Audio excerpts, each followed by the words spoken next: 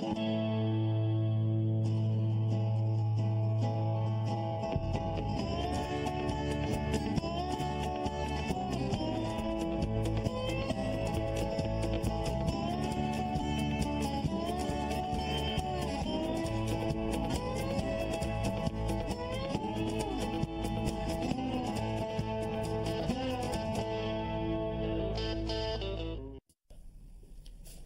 morning, Richard. Good morning. So you had a house call today? I do. You know, we get so many calls about funny noises from plumbing systems. When I was in plumbing school, I learned how to cut pipe and solder it, but I didn't know I'd have to diagnose all these sounds. You know, like tick, tick, tick, tick, tick, tick, tick, or So what's today's problem? today. And do you have an answer for I do, and it's probably the simplest fix we've ever had. All right, noise abatement. We'll check in with you later. I'll see you.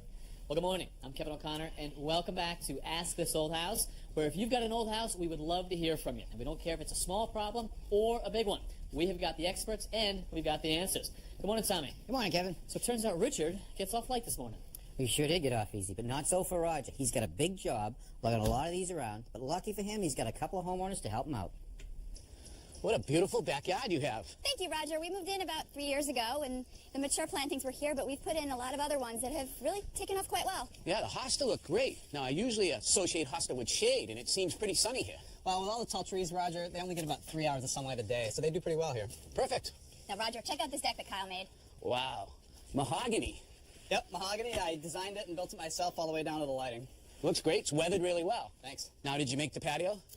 Let's just say I made it possible, Roger. You wrote the check, right? Yeah, exactly. Exactly. Well, let me tell you why we wrote you. About 8 weeks ago, we had a baby boy named Austin. Oh, congratulations. Thank you. And we'd like to build him a play area here. Yeah, the previous owner had dug this out for a new shed, never got around to it, and we think it'd make a great play area, but it's not quite ready for it. Well, it would make a great play area, but there's a couple issues we have to deal with. First, the whole slope of the backyard is coming down this way, so the water's going to come down all the way to here. And then also you have all this soil pushing forward. As you can see, we've already got some erosion happening here, and some attempts at erosion control haven't been too successful so far. Poor man's erosion control not working. No, I don't think so. What we need to do is build some retaining walls. It's going to be a lot of work. We're going to be here all day. You up for it? I'm ready, Sure. Roger. Well, then let's get to work. All right, slide it over. Watch your fingers. All right, coming down. This is what we're going to build our retaining walls out of today. These are hemlock timbers. They're 8 feet long, 6 inches high, and 8 inches wide. That's pretty beefy, Roger. They sure are, but the key to these timbers are they're pressure treated. So they won't rot. That's right. These timbers we have here are pressure treated for ground contact. They'll actually last for 40 years. But before we start dealing with the timbers, we got a lot of prep work to do, so let's get to work. Our new retaining wall in the back, I want to line up exactly with your existing stone wall. So I pull the line that lined up with the stone wall. This now becomes the front of our new retaining wall. For the side wall, I need to pull a 90-degree angle line off of this back line. So to do that, I measured out and I put a mark at 3 feet, and then I measured off the intersection again and put a mark at 4 feet. Now, using the 3-4-5 method, if I measure across the hypotenuse, I should be exactly at 5 feet, which we are. 3, 4, 5, that's our right angle. Now, I set up a level line which establishes our grade in the front and runs level out to the back. Now, that represents the top of our first timber, which is going to be buried down into the ground. Now, we're going to dig down 6 inches for the timber and 6 inches for the crushed stone we're going to put underneath it to make sure it drains. So let's just slide the timber out of the way. Bring it down to me. You can start digging and put it right in the wheelbarrow.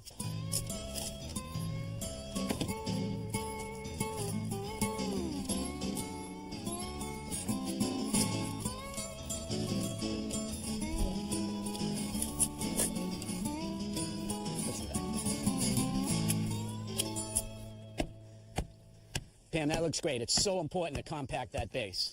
Now we're going to put in some 3/4 stone, and once we spread it out, we're going to compact that, and it'll make a great base to set the timbers on. You can bring some more down here, Kyle. I'll level it up, dump it in, and we'll compact this as well.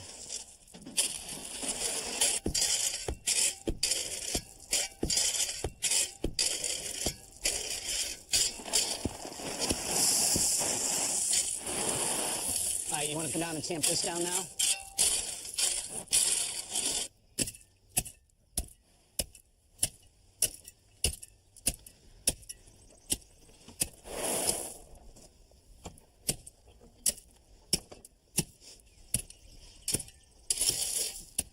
All right, Pam, let's take a look.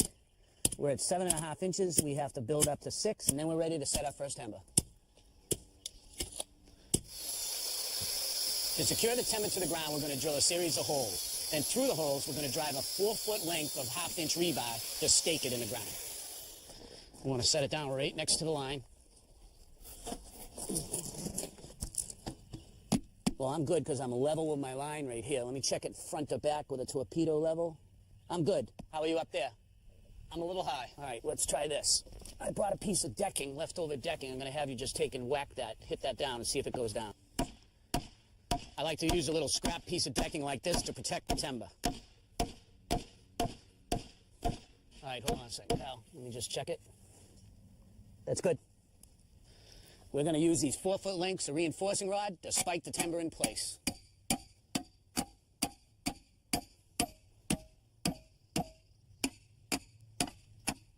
All right, let me take over.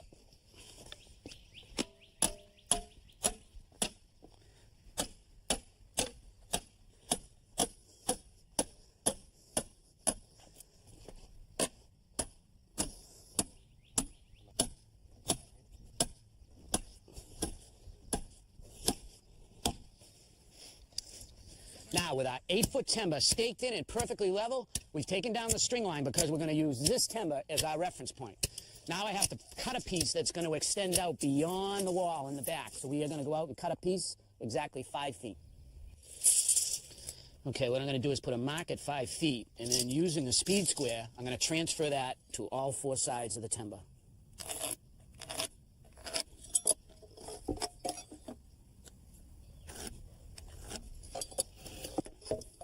The blade on our saw won't make it through the timber in one pass, so that's why we have to cut on all 4 sides.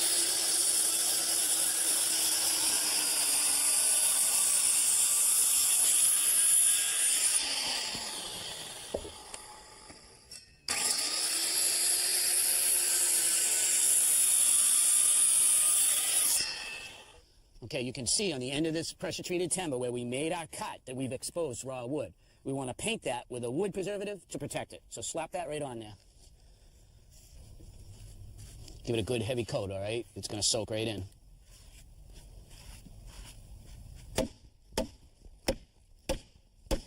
Okay, we're lined up with the adjoining timber, and now we're just going to check and make sure we are level with it. And that's good. Let's stake it in place.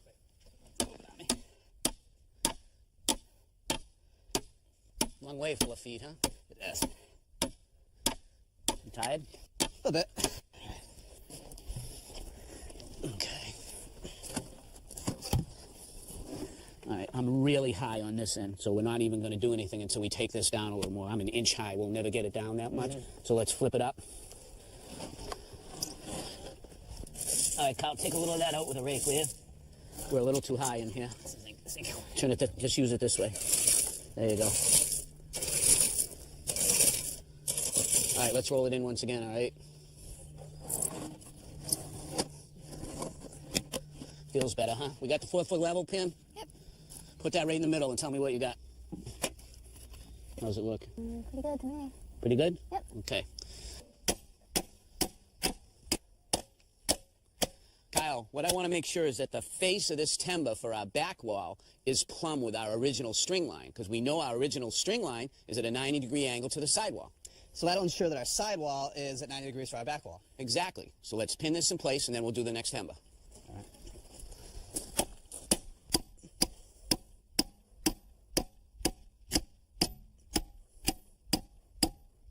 With our second timber in place and butt it up against our first, what I want you to do is tap it down until it's nice and flush with the first timber.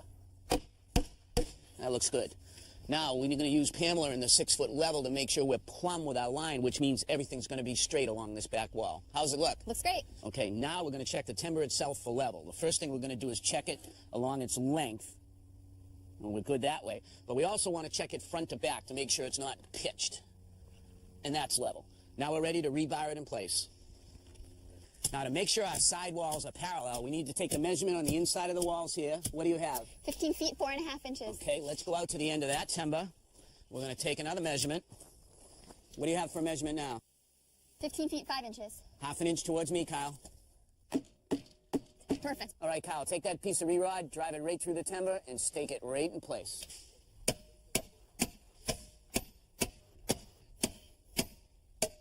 In order to build a strong wall, we don't want the joints to line up. We want to stagger our joints. So the first thing I did is I put a mark at 4 feet, which is the middle of our 8-foot timber. I measured from here over to the back of the sidewall is 4'8". Now we cut a piece at that measurement, and that's going to lay down here and cover that joint for us. Now what we'll do is install an 8-footer here, and that'll cover this joint. Now, to attach the timbers together, we're going to use a special wood screw made for pressure-treated timbers. What I want you to do is put one about 8 inches from this end, 8 inches from the sidewall, and then dead on the sidewall. Why don't you start with that one there? Instead of using a cordless drill, we're using a cordless impact driver that has more rotational force, making it easier to drive the screw. Well, that's great. That's the last piece on the second course. Now, I really like the way you cut the end at a 45 degree, clipping the corner. It really gives it a good look. We're building our wall at the base of a very big slope where a lot of water comes rushing down, so we have to think about drainage. The first thing we've done is put some 3/4-inch stone behind the wall, and that'll drain the water away. Now, we don't want that stone to get clogged by dirt, so what we're going to do is roll out some filter fabric. You give me a hand on this side. You got it? Hold it right up against the banking. And this is going to keep any dirt from getting down into our stone. That's it, Pam. Make sure all that stone is covered with a cloth. Now, to make sure that the water doesn't build up behind the wall, we are going to install a 4-inch perforated pipe. It has little slits in here that will allow the water to run into it. We graded the back corner so it's higher than the front. So when the water runs into this pipe, it's all going to come down this way and empty out right here. So let's just make sure it's on top of the fabric all the way around, and then we'll put some stone on top of it. Pull that out a little bit. Tuck that down, good. Okay. Let's just work our way down the side. Now we just cover the pipe with more stone.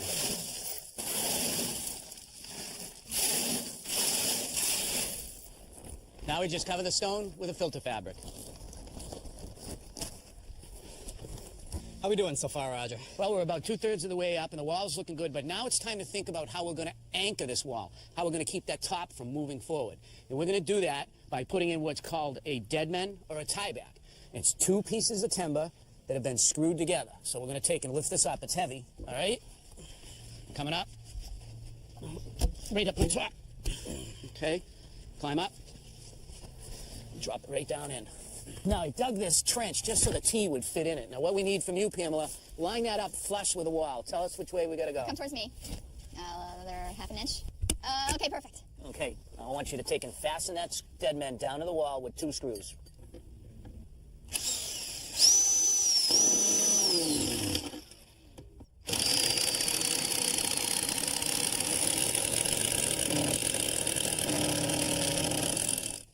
We drilled holes through the top of the T, and we're going to drive re-rod through those holes to really lock this deadman in place. Ooh, the arms are going. They are. They're cramping up. They turn into jelly. 1 down, 1 to go. While I'm burying the deadman, you can slide that timber right up against it. So, Roger, this side doesn't look that great. How about we flip it over and put it towards the back? Good idea. You always have to look at these timbers. Some of them have a bad side. Whenever they have a bad side, we just flip it and put it in the back, all right? Lay it down. Oh, much better. Now, this is the next to the last row, and we have 1 deadman going in this row. We'll set it up. Hop up top. You want to stay there? All right, how's it look? Not bad. Since this is going to be a play area, we want it to have a nice soft base. So I brought you 4 yards of a special mulch designed just for play areas. And we want to spread this mulch about 6 inches thick so we have a good cushion. And remember, we have positive drainage coming out of here, so all the water is going to run right out of the area. Hey, Roger, now it's a playground. Looks like we have our first customer. Wow, this looks amazing. It was nothing before, and it looks like a play area. I can't wait to get a play set.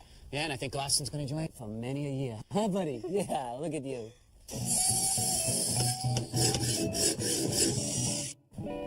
All right, guys, here we go. It's a red piece of steel. It has an eye bolt on each end with a left and a right-hand thread. Not to confuse you, there's 2 black pieces of metal with 2 points on it and a handle. What is it? Hang on, I'm confused.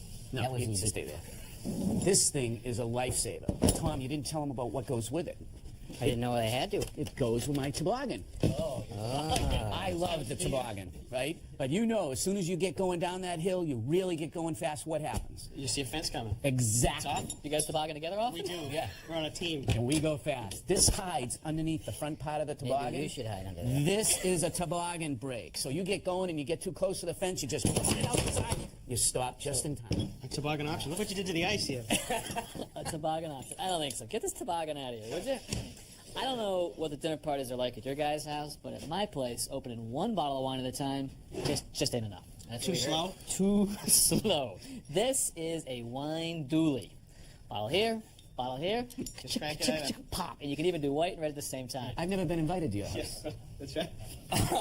No, let me show you what it does. It's actually a ratchet for positioning wood. Now, I have a bowed 2x4, and let's say I'm building a wall and I want to make it straight. I want to make the 2x4 over to this line. I take the jaws right here and I drive them into the plate. Drive this one into the floor. Take a couple of nails. Drive one into the hole here. Bend that over. Second one. Bend that over. And a couple down this end. All right, with the ratchet fastened down, I can pull the 2x4 over to the line, hold it into position, and nail it without any help. That'll straighten you right out. The email from these folks talked about their recently remodeled kitchen. It's perfect, except for one small thing.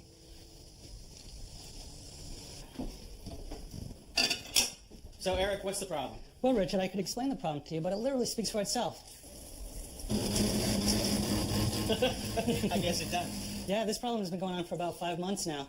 Can't figure it out. What do you think it is? Well, anytime I hear a noise like this, I think of someplace in the water supply system where I've got a vibration. You've got hot and cold coming up to this faucet. Any place where that water supply constricts, goes through a smaller opening, and you have the presence of a worn washer or maybe a Teflon tape, a foreign object in there, or even a check valve, and you get this vibration, and it's just like this. Let me see what you got here. All right, down here you've got your hot water line that comes up here. It comes across horizontally. It branches over to the dishwasher and goes up to the hot water side of the faucet. Here's your cold water line right here, and that goes up here to a shutoff valve, and it also feeds up into the faucet. All right, will you turn on the hot water side of that faucet for me? All right, so nothing. So try moving it to the cold now. Oh, yeah. Just shut it off. So it's got to be in this cold water shutoff right here, Eric. First thing I want to do is to be sure that valve is fully open. So I turn, there's 2 turns, 3, almost 4 turns. I could open it. So now try your cold water side. Can you hear anything? You gotta be kidding me, Richard. A couple turns to the valve fixed my problem? Well, for some reason, that valve was partially closed. Yeah, I know why. Yeah? I'm the one who did it. How come? Because when the valve was fully open and I washed the dishes, it would splatter all over the counter. That type of valve is not designed to be a balancing valve. It's really got to be fully open or fully closed. Let me show you what I mean. Here's the valve right here. Here's the cold water pipe coming from the basement and the supply up to the faucet. See the silver thing right here? That's called a stem. And as I turn the handle, it goes down, and you can see the washer, the black thing at the bottom that goes down to the bottom. And now that valve is shut off.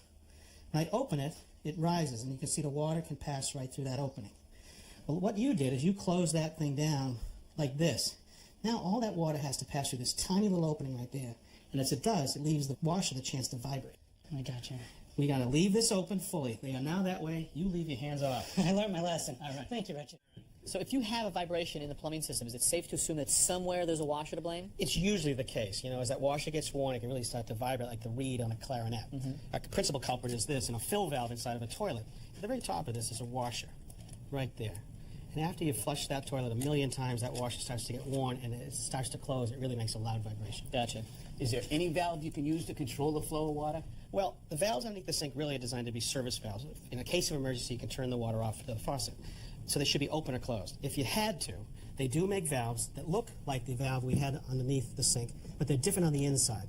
On the inside, this is a larger version. It's called a ball valve. You can see it's a stainless steel ball on the inside, and water passes through. And as you close it, you make the opening smaller, but there's no washer in there to vibrate. And you can tell it's open with a quarter of a turn. There's open, and there's closed. And so if you want to balance it, you could just throttle it back a little bit.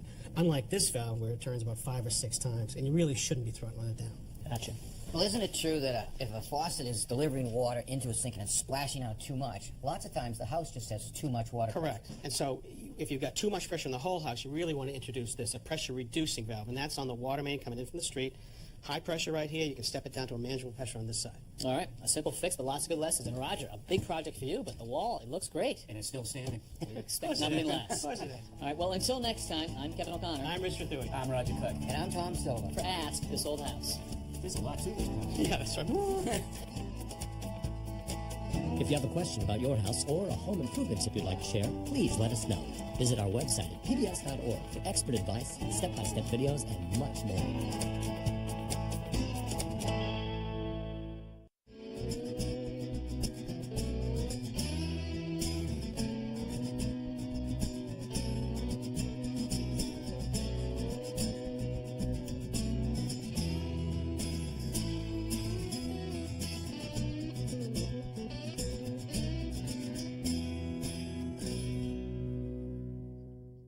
Next time on Ask This Old House, Tommy shows the right way to repair a rubber roof. All right, Lauren, what I want you to do with the utility knife is cut this section of the roof right open.